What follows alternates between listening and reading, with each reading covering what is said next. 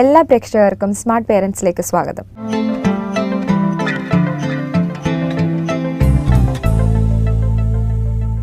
Your mind in learning എന്ന വിഷയത്തെക്കുറിച്ചായിരുന്നു നമ്മൾ last എപ്പിസോഡിൽ സംസാരിച്ചുകൊണ്ടിരുന്നത്.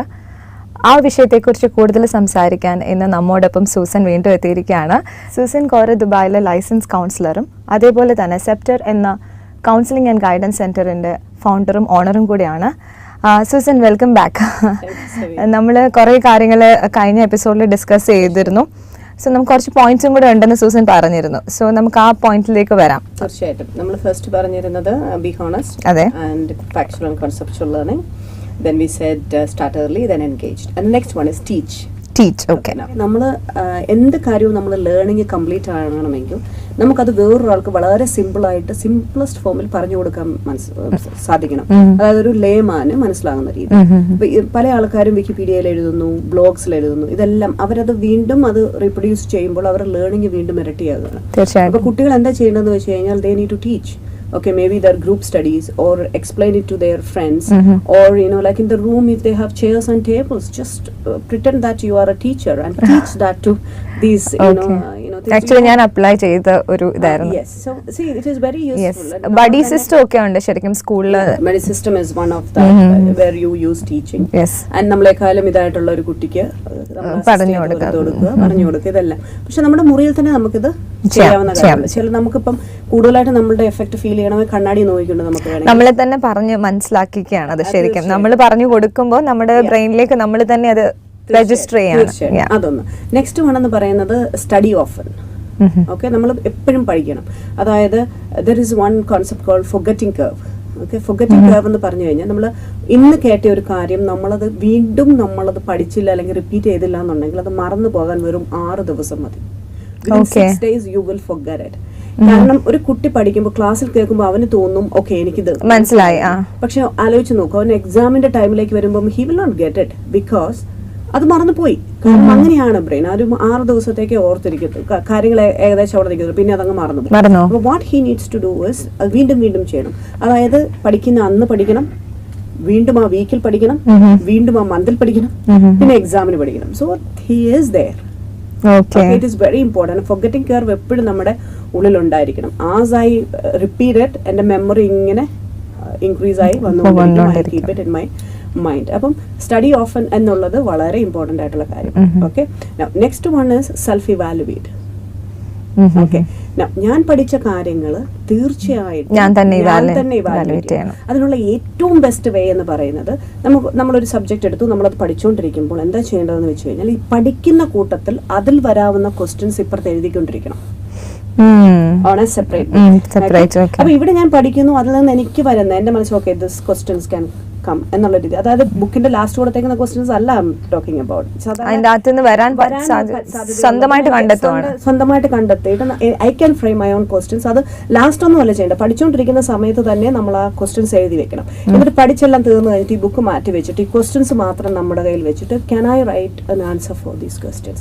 It's a wonderful way of self evaluation. Actually എനിക്കൊന്ന് പേരൻസിന് ഇത് ട്രൈ ചെയ്യാം. പിള്ളേർ പഠിച്ചുകൊണ്ടിരിക്കുമ്പോൾ അവരോട് പറയാം, ഇതിന് ഈ പഠിക്കുന്ന ഭാഗത്തിൽ നിന്ന് ക്വസ്റ്റ്യൻ അല്ലേ ഫ്രെയിം ചെയ്തിട്ട് കാണിക്കുക, എന്നിട്ട് അതിന് ആൻസർ ചെയ്യാൻ നമുക്ക് നോക്കാം. വേണമെങ്കിൽ പേരൻസിനെ കാണിക്കാം വെദർ ഈ ക്വസ്റ്റ്യൻസ് ശരിക്കുമാണോ ഫ്രെയിം ചെയ്തേക്കുന്നത്, ഈ ക്വസ്റ്റ്യൻസിന് ആൻസർ വന്നു കഴിഞ്ഞാൽ ആ ലേണിംഗ് ക്ലിയർ ആയിട്ട് വന്നിട്ടുണ്ടോ എന്നുള്ളത് ക്ലിയർ ആയിട്ട്. ഈവൻ ക്വസ്റ്റ്യൻ സ്കില്ലും അതുപോലെ ഇവിടെ ഇംപ്രൂവ് ചെയ്യാം അല്ലേ. നമുക്ക് ക്വസ്റ്റ്യൻ സ്കിൽ വന്നാൽ മാത്രമേ ഉള്ളൂ സെമി നമുക്കത് ലേണിംഗ് കംപ്ലീറ്റ് ആകുക. നമുക്ക് അതിന് ക്വസ്റ്റ്യൻ ഉണ്ടാക്കാൻ പറ്റില്ലെങ്കിൽ I would say you haven't learned it. കാരണം നമ്മളുടെ ക്യൂരിയോസിറ്റി വളരണം. We need to ask questions to ourselves. അങ്ങനെ ആൻസർ ഫൈൻഡ് ഔട്ട് ചെയ്ത് പോകുന്ന ക്വസ്റ്റ്യൻസിൽ ഉണ്ടെന്ന് തോന്നുന്നില്ലേ, ക്ലോസ് എൻഡഡ്, ഓപ്പൺ എൻഡഡ്, അതിന് ക്യൂരിയോസിറ്റി ഉള്ള അവിടെയും ഫാക്ച്വൽ ആൻഡ് കോൺസെപ്ച്വൽ വരുന്നുണ്ട്. തീർച്ചയായിട്ടും വരുന്നുണ്ട്. അങ്ങനെയുള്ള അപ്പം you need to self evaluate yourself. And next one self evaluation എന്ന് പറയുന്നത് കുട്ടി ഇപ്പം അവനെ തന്നെ ഇവാലുവേറ്റ് ചെയ്യാണല്ലോ. അപ്പം അതിനും ഉണ്ടോ ക്വസ്റ്റ്യനെയർ ഉണ്ടോ? ഈ ക്വസ്റ്റ്യൻ എന്ന് പറഞ്ഞാൽ നമ്മൾ പഠിക്കുന്ന കണ്ടന്റിനെ കുറിച്ചല്ലേ സൂസൻ പറഞ്ഞത്. സെൽഫ് ഇവാലുവേഷൻ ഞാൻ ഇത് ചെയ്ത് കഴിഞ്ഞോ, ഞാൻ എത്രമാത്രം എനിക്കിത് അച്ചീവ് ചെയ്തു, അത് വരുമ്പോൾ ഈ ക്വസ്റ്റ്യൻസ് എഴുതിയിട്ട് അവൻ ആൻസർ ചെയ്യുമ്പോൾ മനസ്സിലാവും whether I have done it. Okay, if I'm able to cover entire thing and I can write the answers, then I have done it. Otherwise I have not. Then comes the work. നമ്മൾക്ക് എല്ലാവർക്കും നമ്മുടെ learning പ്രൊഫൈലുണ്ട്. Work analysis സാധാരണ നമ്മളൊരു psychometric പോലെ ചെയ്യുന്ന കാര്യമാണ്, ഒരു test ആണ്. പക്ഷെ അതിനേക്കാൾ കൂടുതലായിട്ട് നമുക്ക് നമ്മളെ തന്നെ മനസ്സിലാക്കാൻ പറ്റും. വിഷ്വൽ, ചിലർക്ക് ഓഡിറ്ററി, ചിലർ കേട്ടാണ് പഠിക്കുന്നത്, ചിലർ വിഷ്വൽ ഇതനുസരിച്ചായിട്ട് പഠിക്കുന്നത്. അപ്പൊ അവരെല്ലാം ഞാൻ പറയും വിഷ്വൽ ആയിട്ടുള്ളവർ എന്തെങ്കിലും കളർഫുൾ ആയിട്ടുള്ള പിക്ചേഴ്സോ മൈൻഡ് മാപ്പിംഗ് ഒക്കെ അവർക്ക് ക്ലിയർ ആയിട്ട് വരും. അതുപോലെ തന്നെ അവർ പവർ പോയിന്റിൽ കാര്യങ്ങൾ ഉണ്ടാക്കി കഴിഞ്ഞാൽ വീണ്ടും അവർക്ക് അത് പ്ലേ ചെയ്യുമ്പോൾ അത് ഇൻട്രസ്റ്റിംഗ് ആയിട്ടുള്ള കാര്യങ്ങളായിരിക്കും. അതുപോലെ തന്നെ ഓഡിറ്ററി എന്ന് പറയുന്നത് ആൾക്കാർ കേൾക്കുക. അപ്പൊ ഞാൻ പറയും അങ്ങനെയുള്ള കുട്ടികൾക്ക് നിങ്ങൾക്ക് കേട്ട് പഠിക്കാനേ ഇഷ്ടമെങ്കിൽ റീഡ് ലൗഡ്. അപ്പം അത് കേൾക്കുകയും കൂടെ ചെയ്യുന്നു. അതേ സമയത്ത് ലൗഡ് റീഡ് ചെയ്യുന്നത് നിങ്ങൾ ഒരു ടേപ്പിൽ നിങ്ങളുടെ ഫോണിലോ റെക്കോർഡ് ചെയ്യും. Then repeat that and hear it and like അങ്ങനെ ചെയ്യാൻ പറ്റും. ടേപ്പ് റെക്കോർഡിൽ എവിടെയെങ്കിലും റെക്കോർഡ് ചെയ്ത് കഴിഞ്ഞാൽ that is one thing you can do. And then read and write. That means you read and write and at the same time. Okay, and then kinesthetic. That means you engage yourself in actions. So you do something and you learn it. So അങ്ങനെയുള്ള experiments lode. Okay, you are doing it, you are actioning it. അങ്ങനെ നമുക്ക് അത് ഇതാക്കാൻ പറ്റും. അപ്പം ഇതിൽ ഏതാണ് നിങ്ങളെന്ന് അറിഞ്ഞാൽ മാത്രമാണ് നമുക്ക് ആ വർക്ക് പ്രൊഫൈൽ അനുസരിച്ച് നമ്മളുടെ ഇതനുസരിച്ച്. എനിക്ക് ഈ അനാലിസിസ് എനിക്ക് തോന്നുന്നു പേരൻസും അതുപോലെ തന്നെ ടീച്ചേഴ്സ് കണ്ടുകൊണ്ടിരിക്കുന്ന ടീച്ചേഴ്സ് ഉണ്ടെങ്കിൽ നിങ്ങളും നിങ്ങളുടെ ക്ലാസ്സിലുള്ള കുട്ടികൾ ഏത് കാറ്റഗറി ആണെന്ന് മനസ്സിലാക്കി ആ കുട്ടികൾ അതുപോലെ ട്രീറ്റ് ചെയ്യണം.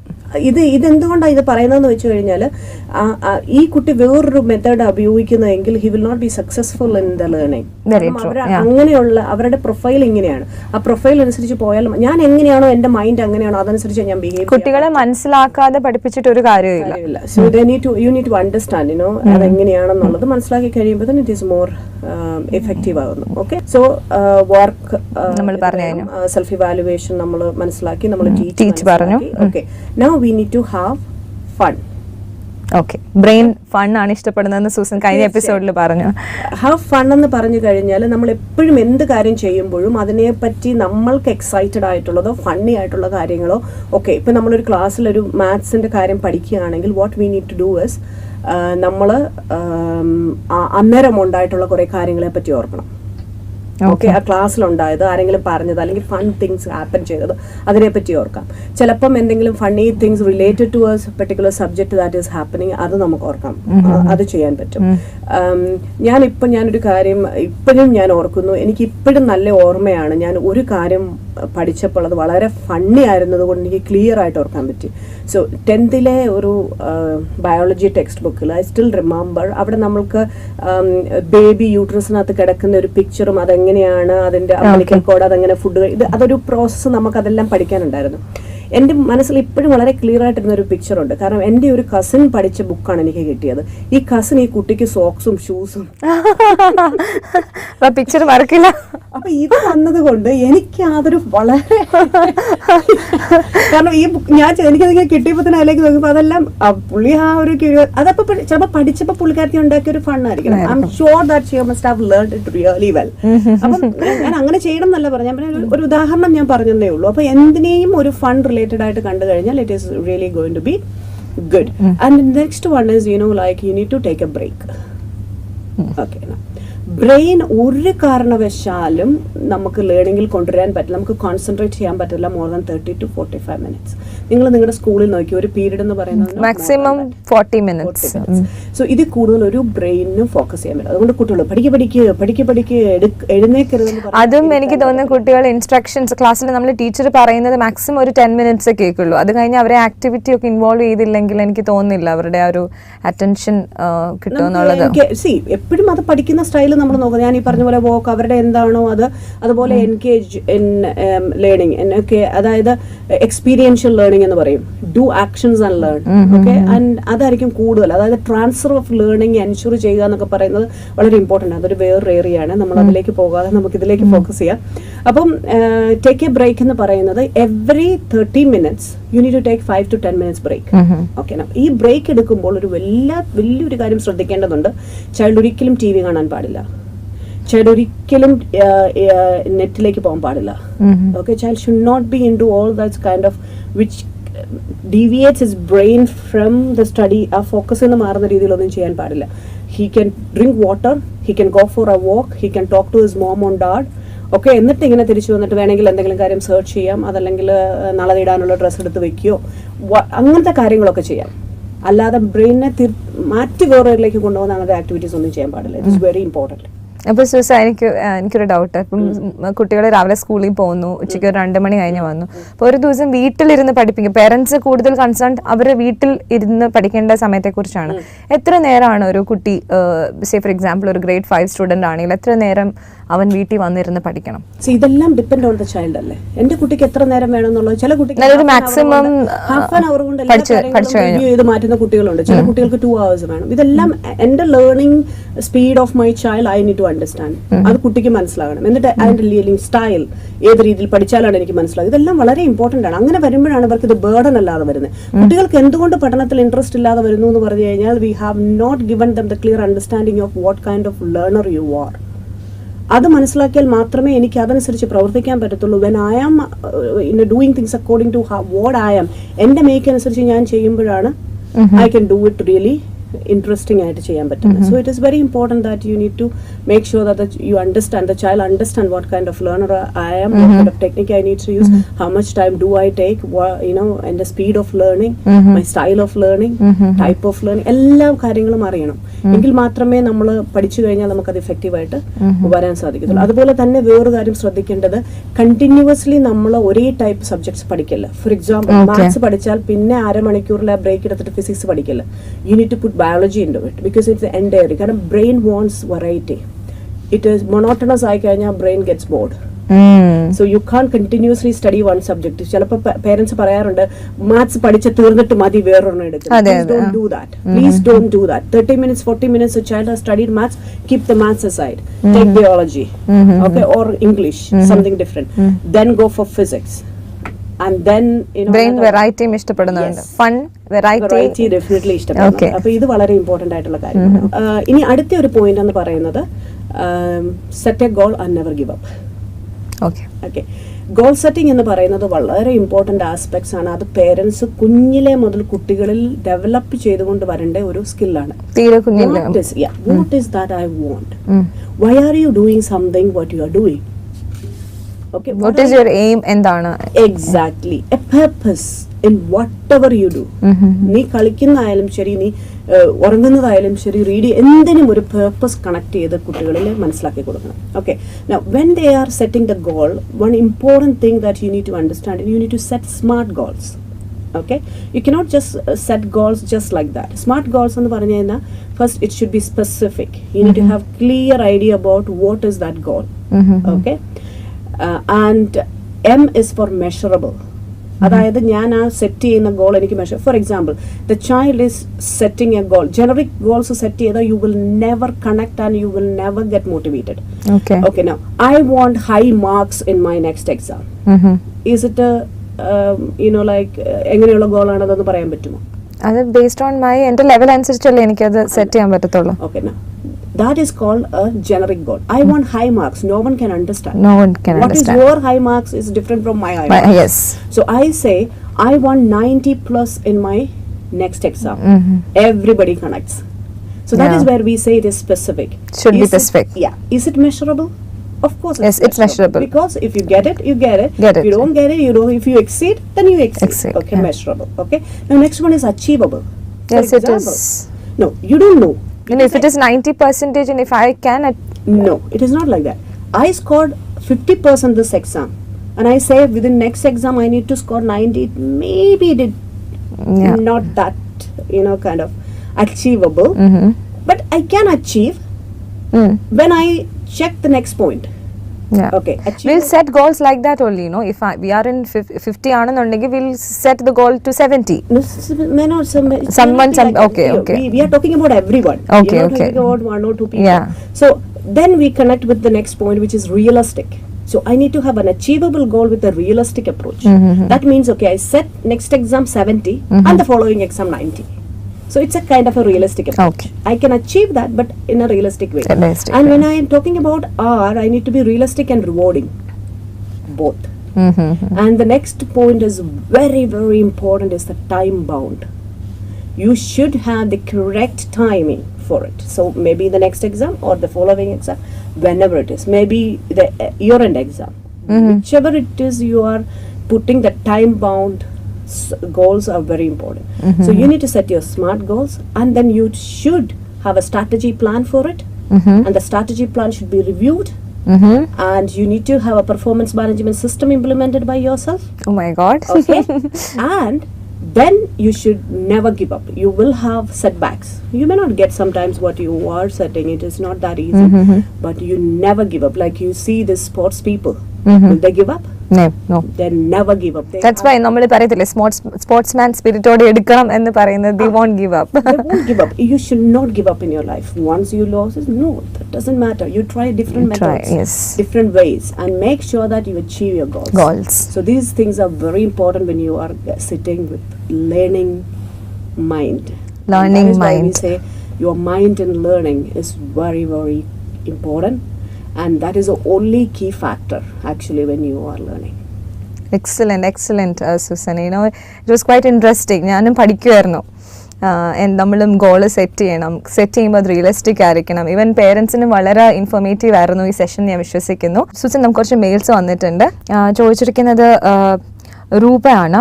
രൂപയുടെ ഡൗട്ടേഴ്സ് മോൻ ഗ്രേഡ് 9th അപ്പോൾ എക്സാം ഫിയറിനെ കുറിച്ചാണ് രൂപ മെൻഷൻ ചെയ്തിരിക്കുന്നത്. എല്ലാം പഠിച്ചിട്ട് പോകും, പക്ഷെ മാർക്ക് വരുമ്പോൾ നല്ല മാർക്ക് വരുന്നില്ല. വീട്ടിലൊക്കെ ചോദിക്കുമ്പോൾ ആൻസർ ഒക്കെ ചെയ്യുന്നുണ്ട്, പേപ്പറിൽ വരുമ്പോൾ ഒന്നും വരുന്നില്ല.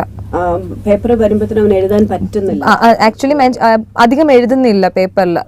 പറയുന്ന പോലെ ഇവൻ ആൻസർ വീട്ടിൽ ചെയ്യുന്നത് പോലെ അല്ല പേപ്പറിൽ അവൻ എഴുതുന്നത്. ഓക്കെ. സോ ഇതിനകത്ത് കുറേ കാര്യങ്ങൾ നമുക്ക് നോക്കേണ്ടതായിട്ടുണ്ട്. ഓക്കെ, നൗ ഇത് കുട്ടിയുടെ ആൻസൈറ്റി ആൻഡ് സ്ട്രെസ് ലെവൽ അതെന്തുമാത്രമാണ് അക്കാഡമിക് ഇതിനെ പറ്റിയുള്ളത്. How much pressure the parents and others have put on him. Okay, that is another important thing. Another way, നമ്മൾ ചിലർക്ക് ഹൈ എക്സ്പെക്ടേഷൻസ് ഉണ്ട്. കാരണം സ്കൂളിൽ ചിലപ്പോൾ ഇവൻ ഹൈ പെർഫോമർ ആകുമ്പോൾ സ്കൂളിൽ നിന്ന് പറയും, you're the one we are, like really focusing on. ഇത് അവന് വേറൊരു ആഡഡ് ഇതാവും. ഇതൊക്കെ ഇഷ്ടമാണ്, പക്ഷെ ഇവരിലേക്ക് ഒരു പ്രഷറാണ് ഇതെല്ലാം. അപ്പൊ ഇതിന്റെ കൂടെ തന്നെ ഇവൻ അറിയേണ്ട ഒരു കാര്യം, വളരെ ഇമ്പോർട്ടന്റ് ആയിട്ടുള്ള കാര്യമുണ്ട്. ഞാൻ ഈ പറഞ്ഞതുപോലെ എല്ലാ കാര്യങ്ങളും കുട്ടി അപ്ലൈ ചെയ്താൽ ലേണിംഗ് അത്ര ഇഷ്യൂ ആയിട്ട് വരത്തില്ല ഇവർക്ക്. പ്രത്യേകിച്ച് വർക്ക് പ്രൊഫൈൽ ഏതാണെന്നുള്ളത് നോക്കിയിട്ടാണ് യൂസ് ചെയ്യുന്നതെങ്കിൽ. പിന്നെ അവന്റെ factual learning and conceptual learning നമ്മൾ പറഞ്ഞതനുസരിച്ച് അവനൊരു കോൺസെപ്ച്വൽ ലേണർ ആണെങ്കിൽ ഓക്കെ, ഇതെല്ലാം നമുക്കൊന്ന് നോക്കിക്കഴിഞ്ഞാൽ ഹൗ ഹി ഈസ് ലേണിംഗ് അപ്പൊ നമുക്ക് കൂടുതലായിട്ട് മനസ്സിലാക്കാൻ പറ്റും എക്സാമിന് അവൻ എങ്ങനെയാണ് ആൻസർ എഴുതിയത്. അപ്പൊ നമ്മൾ എപ്പോഴും ഇങ്ങനെയുള്ള കുട്ടികളിൽ നമ്മുടെ അടുത്ത് വന്നാൽ നമ്മൾ ചെയ്യുന്നത് we need to his answer sheet, his notebooks എല്ലാം നമ്മൾ റിവ്യൂ ചെയ്യും. How he is and certain കാര്യങ്ങൾ കൊടുത്തിട്ട് we ask him to learn and reproduce.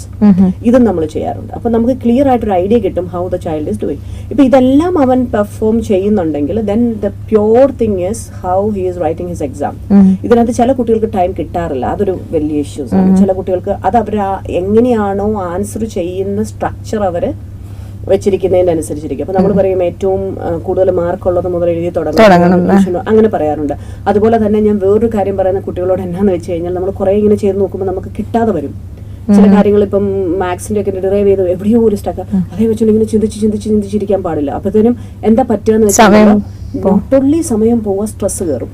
Stress എന്ന് പറയുന്ന സംഗതി കയറി കഴിഞ്ഞാൽ പിന്നെ ബാക്കി ക്വസ്റ്റ്യൻസും ഒക്കെ നമുക്ക് ഒരുമാതിരി വല്ലാത്ത ഒരു പുകമറയായി പോകും. കാരണം പിന്നെ നമ്മുടെ മൈൻഡ് പകുതി ഇവിടെ അയ്യോ അത് കിട്ടിയില്ലല്ലോ അതിന്റെ കൂടെ ഇതുകൂടെ നമുക്ക് വരാം. ഇതിനെ കംപ്ലീറ്റ് അങ്ങ് ലീവ് ചെയ്യണം. കുറച്ച് സ്പേസ് അങ്ങ് വിട്ടേക്കണം. ഓക്കെ, കുറച്ച് സ്പേസ് അങ്ങോട്ട് വിട്ടിട്ട്, കാരണം എന്താണെന്ന് വെച്ച് കഴിഞ്ഞാൽ അപ്പോൾ അത് കൂടുതൽ സ്പേസ് ആയി പോകുമെന്ന് നിങ്ങൾ വറി ചെയ്യേണ്ട. ആ സ്പേസ് അങ്ങ് വിട്ട് കഴിഞ്ഞ് ബാക്കിയുള്ള സാധനം അങ്ങ് ക്രോസ് ചെയ്താൽ മതി ആ പ്ലേസ്. ഓക്കെ, അങ്ങനെ വിട്ടാൽ മതി. കുറച്ച് സ്പേസ് വിട്ടിട്ട് you just forget about what has happen. പെട്ടെന്ന് റീഗെയിൻ ചെയ്തിട്ട് ഒരു ഫ്രഷ് മൈൻഡോട് കൂടി തന്നെ നെക്സ്റ്റ് ക്വസ്റ്റ്യൻസിലേക്ക് നമ്മൾ പോകാനായിട്ട് നോക്കണം. അത് വളരെ ഇമ്പോർട്ടന്റ് ആയിട്ടുള്ള കാര്യമാണ്. പലരും എക്സാമിന് എഴുതാൻ പറ്റാതെ വരുന്നതിന്റെ ഒരു reason they are stuck in the first question where they have been writing, or third question or fourth question they have been writing. അവിടെ എനിക്ക് കിട്ടാതെ വന്നതുകൊണ്ടാണ് ചിലപ്പം എൻ്റെ മൈൻഡ് കംപ്ലീറ്റ് പോയി, പിന്നെ എനിക്ക് വേറൊന്നും ഓർത്തെടുക്കാൻ പറ്റുന്നില്ല, അങ്ങനത്തെ ഒരു സിറ്റുവേഷനിലേക്ക് ചിലപ്പോൾ വരുന്നത്. അപ്പം അതെപ്പോഴും മനസ്സിൽ കരുതണം. Just leave it there, please don't dwell on it, just leave it, completely shut your mind. Okay, finish. Okay, I'm not getting it, I'm leaving it, I'm just moving on to the next one. So this is very important for the kids to follow. And another thing is, you need to understand what is examination. Simi, what is your understanding about examination? നമ്മളെ തന്നെ assess ചെയ്യാണ് whether we have understood or not, whether we have learned that whatever നമ്മൾ പഠിച്ച അത്രയും നമുക്ക് മനസ്സിലാക്കി. Examination then, what is the purpose of it? Evaluating ആണ് നമ്മളെ തന്നെ. For what? For the next level. Okay. So for the next level, what you are capable of yes moving to moving the next level. See, എക്സാമിനെ കാണേണ്ട ഒരൊറ്റ കാര്യത്തിലേ കാണാൻ പറ്റേണ്ടതുള്ളൂ. ഞാൻ പഠിച്ചിട്ടുണ്ട്. I have learned what I supposed to learn. Okay, now when I am sitting with the examination, I just focus on why this examination is for. Okay, they are just analyzing me or assessing me Yes. that whether I am having the capacity to move on to the next level. Yeah. Okay, Yeah. and in that capacity, which range I come in. Yes, they'll grade us. Of course, the teachers Okay. will grade According to the marks that I have I've gotten. scored. My Yeah. productivity, how much is my productivity? According to the productivity, they are just giving me a grade that you are this. More than this, I don't have to worry about it. If I am not having the productivity level the way I want it, they haven't given me, because ഏത് പ്രോഡക്റ്റിനും അങ്ങനെയാണ്. ഇപ്പം നമ്മളുടെ ഒരു പച്ചക്കറി ഉണ്ടാക്കിയാലും കൊണ്ട് കൊടുത്തിട്ട് ഞാൻ ഗ്രേഡ് ചെയ്യുന്ന പോലെ അല്ല അവിടെ വാങ്ങിക്കാൻ വരുന്നവർ ഗ്രേഡ് ചെയ്യുന്നത്. They have a grading system. Or the person who is controlling the quality, they have a grading system. ഇതെല്ലായിടത്തും ഉണ്ട്, നമ്മുടെ പഠനത്തിൽ മാത്രമല്ല. So in your life, entire life, there is a grading system. So you need to understand that here also the grading system is happening, and whichever grade I'm getting, if I'm not satisfied, try for the next one. You need to try for it. Yes. And once you have finished your exam, leave it. You can't do anything about it. It's finished. Okay, now next one you need to prepare. അല്ലാതെ അതിനെപ്പറ്റി പിന്നെ worry ചെയ്തു കഴിഞ്ഞ എക്സാമിന് എനിക്ക് അത്രേ കിട്ടുള്ളൂ, ഈ എക്സാം ഇതൊന്നും ചെയ്യണ്ട. ഈ എക്സാം ഇസ് കഴിഞ്ഞു, അതിൻ്റെ കിട്ടി, I evaluated, I know what my drawbacks are, what I did not do well, and why the reasons for it. I put the next strategy in place, everything, and then I move on for the next one. ഇത് happen ചെയ്താൽ മാത്രമേ എക്സാമിനെ നമുക്കൊന്ന് manage ചെയ്തുകൊണ്ട് പോകാൻ പറ്റത്തുള്ളൂ. Thank you Susan. എനിക്ക് തോന്നുന്നു കുറേ ടിപ്സ് സൂസൻ പറഞ്ഞു കൊടുത്തെന്ന് തോന്നുന്നു. അപ്പം അതൊക്കെ ട്രൈ ചെയ്യാവുന്നതാണ്. അടുത്ത എക്സാമിന് നന്നായി പ്രിപ്പയർ ചെയ്യാൻ പറ്റട്ടെ എന്ന് ആശംസിക്കുന്നു. ഇന്നത്തെ സ്മാർട്ട് പേരൻസ് ഇവിടെ പൂർണ്ണമാകുകയാണ്. അടുത്ത സ്മാർട്ട് പേരൻസിൽ ഞങ്ങൾ വീണ്ടും വരുന്നതായിരിക്കും. Until then it's me Simi signing off.